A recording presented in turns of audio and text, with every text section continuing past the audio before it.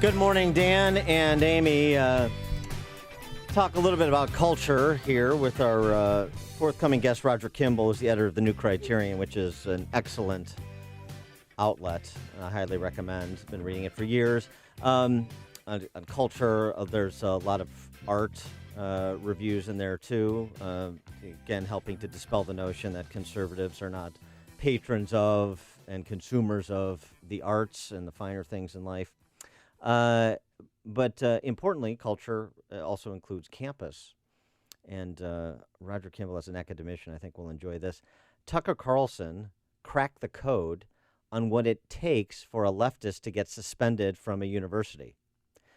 This is from a couple of weeks ago.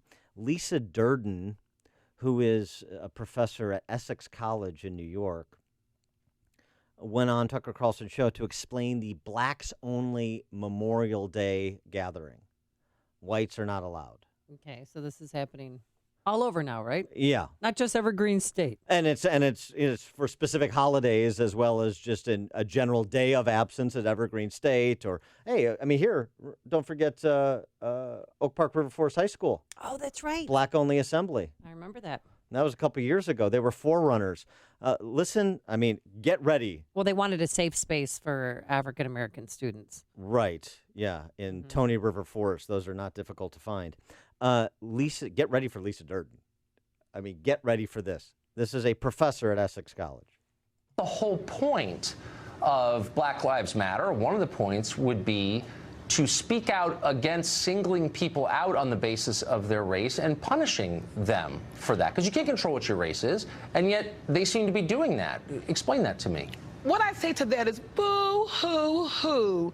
You white people are angry because you couldn't use your white privilege card to get invited to the Black Lives Matters All Black Memorial Day celebration. Wow. Let me contextualize that for you. Memorial Day was created by... First of all, I don't want you to contextualize. Right? I need to contextualize it because Memorial Day was created by black former slaves in 1865 to honor those individuals who were Union soldiers who fought and died for our freedom. So Black Lives Matter, in that same vein, decided to get together with black folks. I'm not going to let you filibuster past my question. To make sure that black folks were celebrated for being murdered by racist terrorists. I don't want to shut this down, but I will. Okay.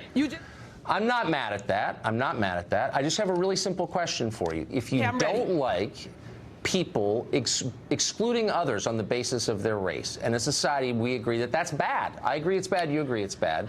Then why are you doing it? And why are you defending it now? White folks crack me up all of a sudden when we want to have one day for black folks to focus on ourselves. But you've been having white days forever. You don't say the words anymore because you know it's politically incorrect. But you've had an all-white Oscars, all these movies with all-white actors, movie after movie after movie, all-white TV shows with white casts over and over and over again. The Bachelorette, it took 11 seasons to a black bachelorette. Are you serious? Lowest ratings ever, too. Not because of the color of her skin, because of the people on the show. So would Lisa Durden be happier? Would we have racial harmony in this country if the first season of The Bachelorette had featured a black bachelorette as opposed? I mean, it's just, this is an academic. Lisa Durden, hearing from. By the way, she's a paid professor at Essex University. She also has her history wrong. David Blight, who was the first a historian to suggest that blacks created Memorial Day by honoring war dead in 1860. He admits he has no evidence of that. So she's just, this is just a hot mess, but it goes on. I mean, I got to give you the rest of this. Oh, yeah, I want to hear it. Just like a wedding where I might say your kids can't bring their badasses in my wedding. Children are not an ethnic group. Every person in You're the world, discriminating against people with kids. You're saying don't bring your badass kids. Would it be okay? Yeah, but you see, and that's okay, but there are white adults and Asian adults and Hispanic adults. And presumably they're basically the same as black adults, but you don't agree with that. We have gay pride parades. We have Puerto Rican Day parades. We have all kinds of parades and days that honor individuals. We have Mother's Day. We have Father's Day. Fathers are allowed to participate in that. Just take your mama out, not your daddy out. I'm not sure you're capable of having this conversation, so I'm going to end it now. Let me just ask you one last. Let me ask you one last question, and be totally honest with this. Do the people in your world, your parents, your siblings, your kids, your friends, do they agree with you on this? My family respects my right to free speech. No, don't give me that dumb answer. I mean, do they agree with what you just said, though? Do you know a lot of people who agree with what you just said? Speech. Whatever. No one's contesting it. I'll see you next time on your show. You'll be inviting me on again. Do you know a lot of people who agree with you? Tucker, I'm going to see you again in less than a month. Ratings are going up. I don't even know what you're talking about, and I'm not sure I look forward to it. But thanks for coming on tonight, Lisa. Oh, he destroyed her. So she's been suspended. Oh, because of that interview? Well, they're not saying it specifically because of that interview, but she reports that the interview, her performance on Tucker Carlson, had been brought up in discussions on campus. I mean, that's part of the discussion you really have to have about college campuses. It's not just the ideology and the totalitarianism, the repression of free expression. It's not just that. It's also the quality of the intellectuals or lack thereof on campus. It's also the quality of the professors that are allegedly educating, young people who are tomorrow's future and all that business. All right, for more on this topic, he's been waiting patiently. We're pleased to be joined by Roger Kimball, editor of The New Criterion, also columnist for PJ Media. Roger, thanks so much for joining us. Appreciate it. My pleasure. What a hilarious, I suppose, but also pathetic. Well, yeah, morning entertainment you have provided. Yes, well, but I mean, this is Lisa Durden may be an extreme example. Maybe she's not. Well, that's the problem. She's not an extreme example. It's an extreme performance, but alas, this kind of pathetic, histrionic nonsense has become the norm on our campuses, and we have to ask ourselves, why are we spending tens and tens of thousands of dollars? I mean, in many elite universities now, in colleges, it costs upwards of $65,000 per year to attend. Why would anyone send their kid to listen to that garbage? I mean, it's pathetic. They're really kind of consciousness-lowering exercises where you send your child off to college in order to have every social, moral, political, religious scruple that you have carefully nurtured since the time the kid was born, extracted from them. These institutions used to be institutions that were whose purpose was to preserve and transmit the values of our civilization. Now it seems they are institutions dedicating to tearing it down. This lady is just one of dozens of examples you could find today. I mean, we think of the videotape that went the iPhone video that went viral from Yale a year or so ago, where you have this young student screaming obscenities at the head of her college, and the Charles Murray event at Middlebury where someone was sent to the hospital, and on and on and on. I think it really is time to rethink the nature of our commitment to institutions of so-called higher education. Well, what is the origin of this? I mean, when did it start, and did social media bring it to light that we know about all these incidents? Well, I think the quick, incomplete, but not therefore incorrect answer is the 1960s. And in many ways, what we're seeing now is a reprise of what we saw in the late 60s and early 70s, the demonstrations, the adolescent, indeed infantile acting out on the part of the students and some faculty, the posture of cringing cravenness on the part of the administrators. All of this, we've seen this before. And of course, those observers who point out the totalitarian aspect and precursors to this stuff are absolutely right. If you went back to what happened on the streets in Paris during the French Revolution, if you went back to what happened on the streets in Moscow in the Bolshevik Revolution, you would see a lot of parallels. Of course, there's always differences. History doesn't exactly repeat itself. It rhymes. So what we're seeing now has a different flavor. There's no Vietnam War. So now we've manufactured, what's our great boogeyman? Well, Donald Trump. He's somehow illegitimate because the wrong people voted for him. It's completely ridiculous and repellent. But I think it shows a kind of crack in the civil institutions that make civilized life possible. And it's something that can very easily spin out of control, and something we really want to try to get a handle on as quickly as possible, because this genie is very difficult to stuff back in the bottle. It seems to me that this is what's happened is what Thomas Wolfe documented in Radical Chic, the Black Panther Party at Leonard Bernstein's place, and absolutely, no question. But this is. I'm sorry. Got it exactly right. Yeah. So you're right. That and it just seems that that's been scaled. What Shelby Steele wrote about in White Gill, it's just been scaled. Mm-hmm. So now you have this combination of Jacobins that are both students and professors and administrators, and that are just running roughshod over those that just want their cushy jobs or cushy sinecures, like this Bridges guy at Evergreen State, who, when confronted with the accusation that he's a white supremacist, isn't sure if he is or not. Yeah, I mean, it's the secret poison at the heart of liberalism, and the thing that has to be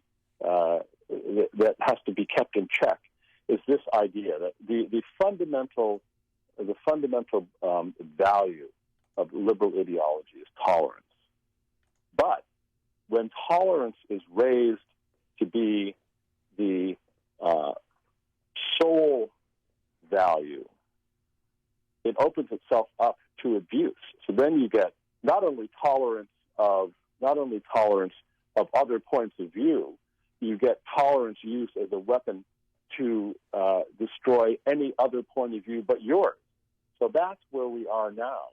We are at a point where tolerance has been enrolled sort of in this index of impermissible reactionary vices, because the left has discovered that tolerance in the old sense can be used to open up a space for competing ideas, and they don't want that. So it's a very curious situation we're in, and we need to sort of reclaim that older view of liberalism that stressed things like freedom. I mean, listening to that lady talking to Tucker Carlson, the idea that she would be entrusted with educating young people is extraordinary. Well, the timbre of her voice, the kinds of the language that she was using, and also the substance of what she was saying. She's basically arguing for a kind of black apartheid. Is that what we want? I don't think so. Has anyone asked for their money back?